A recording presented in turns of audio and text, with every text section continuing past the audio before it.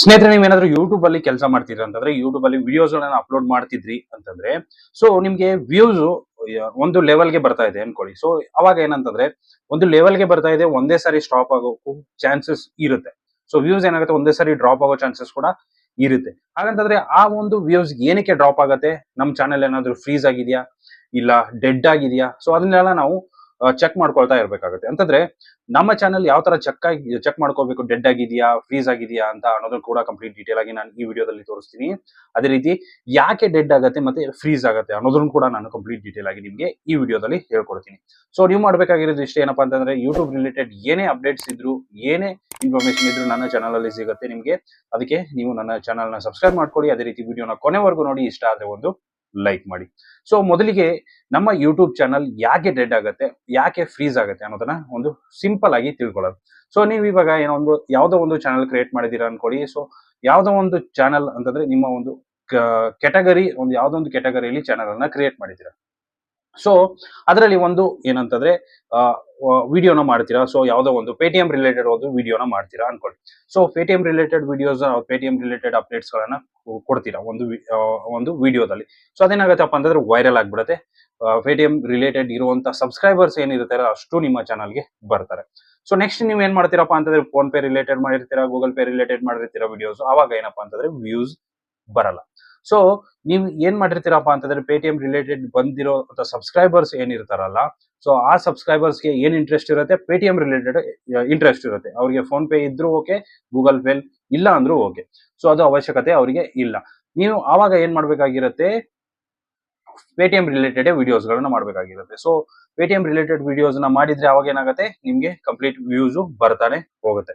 ಆವಾಗ ನೀವು ನೆಕ್ಸ್ಟ್ ಬೇರೆ ಬೇರೆ ಕ್ಯಾಟಗರೀಸ್ ಅಥವಾ ಬೇರೆ ಬೇರೆ ಟಾಪಿಕ್ ಗಳನ್ನ ನೀವು ಅಂದ್ರೆ ಕ್ಯಾಟಗರೀಸ್ ಅನ್ನ ಇನ್ಕ್ಲೂಡ್ ಮಾಡ್ತಾ ಹೋದ್ರಪ್ಪ ಅಂತಂದ್ರೆ, ಅವಾಗ ನಿಮ್ಮ ಚಾನಲ್ ವ್ಯೂಸ್ ಡೌನ್ ಆಗತ್ತೆ, ಡೆಡ್ ಆಗೋ ಚಾನ್ಸಸ್ ಕೂಡ ಇರುತ್ತೆ. ಅಂತಂದ್ರೆ ಸಬ್ಸ್ಕ್ರೈಬರ್ಸ್ ಗಳಿಗೆ ನಿಮ್ಮ ಒಂದು ಯೂಟ್ಯೂಬ್ ನೋಟಿಫಿಕೇಶನ್ ಕಳಿಸಿದಾಗ ಅವರು ಅದನ್ನ ನೋಡ್ರು ಕೂಡ ಓಪನ್ ಮಾಡ್ಲಿಲ್ಲ ಅಂತಂದ್ರೆ ಅದು ಡೆಡ್ ಆದಂಗೆ, ಅಂತಂದ್ರೆ ಡೆಡ್ ಸಬ್ಸ್ಕ್ರೈಬರ್ಸ್ ಇದ್ದಂಗೆ.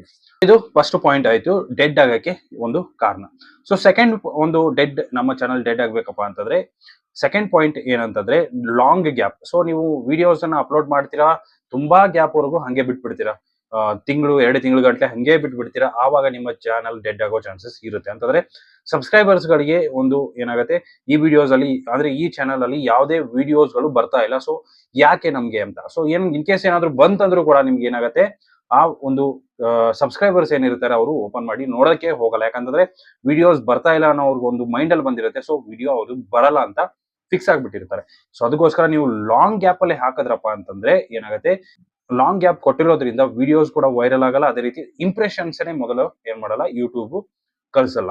ಸೊ ಇಂಪ್ರೆಷನ್ ಕಳಿಸಿದ್ರೆ ಮಾತ್ರ ನಮ್ಮ ಚಾನಲ್ಗೆ ವ್ಯೂಸ್ ಬರೋ ಚಾನ್ಸಸ್ ಇರುತ್ತೆ. ತುಂಬಾ ವ್ಯೂಸ್ ಬರೋದು ಇಂಪ್ರೆಷನ್ ಇಂದಾನೆ. ಸೊ ಲಾಂಗ್ ಗ್ಯಾಪ್ ಬಿಡೋದ್ರಿಂದ ಕೂಡ ನಮ್ಮ ಚಾನಲ್ ಡೆಡ್ ಮತ್ತೆ ಫ್ರೀಸ್ ಆಗ್ಬೋದು. ಹಾಗಂತಂದ್ರೆ ನಮ್ಮ ಚಾನಲ್ ಡೆಡ್ ಆಗಿದೆಯಾ, ಫ್ರೀಸ್ ಆಗಿದೆಯಾ ಅನ್ನೋದನ್ನ ನಾವು ಯಾವ ತರ ಚೆಕ್ ಮಾಡ್ಕೊಳ್ಳೋದು. ಸೊ ನಿಮ್ಗೆ ಯೂಟ್ಯೂಬ್ ಅಲ್ಲೇ ನಿಮ್ಗೆ ಗೊತ್ತಾಗುತ್ತೆ ಯಾವ ತರ ನಮ್ಮ ಚಾನಲ್ ಡೆಡ್ ಇದೆಯಾ ಏನು ಅನ್ನೋದನ್ನ. ಸೊ ನಾನು ನಿಮ್ಗೆ ತೋರಿಸ್ತೀನಿ, ವಿಡಿಯೋ ಕೊನೆವರೆಗೂ ನೋಡೋದನ್ನ ಮರಿಬೇಡಿ. ಸೊ ನಿಮ್ಗೆ ಸ್ಕ್ರೀನ್ ರೆಕಾರ್ಡರ್ ಹಾಕ್ಬಿಟ್ಟು ತೋರಿಸ್ತೀನಿ.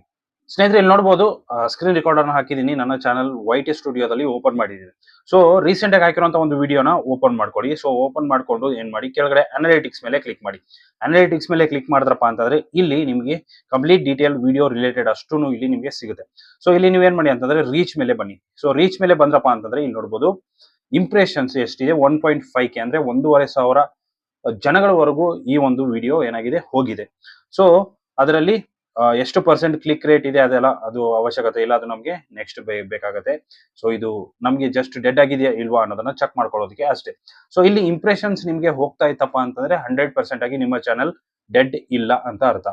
ಇಂಪ್ರೆಷನ್ಸ್ ಯೂಟ್ಯೂಬ್ ಕಳಿಸ್ತಾ ಇಲ್ಲ ಅಂತಂದ್ರೆ 100% ಆಗಿ ನಿಮ್ಮ ಚಾನಲ್ ಡೆಡ್ ಇದೆ ಅಂತ ಅರ್ಥ, ನೀವು ತಿಳ್ಕೊಬೇಕು.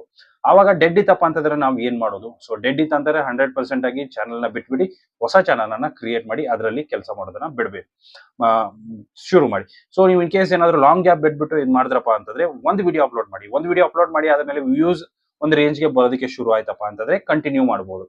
ಇಲ್ಲಪ್ಪ ವ್ಯೂಸೇ ಬರ್ತಾ ಇಲ್ಲ, ಇಂಪ್ರೆಷನ್ಸೇ ಹೋಗ್ತಾ ಇಲ್ಲ ಅಂತಂದ್ರೆ ದಯವಿಟ್ಟು ಬಿಟ್ಬಿಡಿ, ಹೊಸ ಚಾನಲ್ ಅನ್ನ ಕ್ರಿಯೇಟ್ ಮಾಡ್ಕೊಳ್ಳಿ.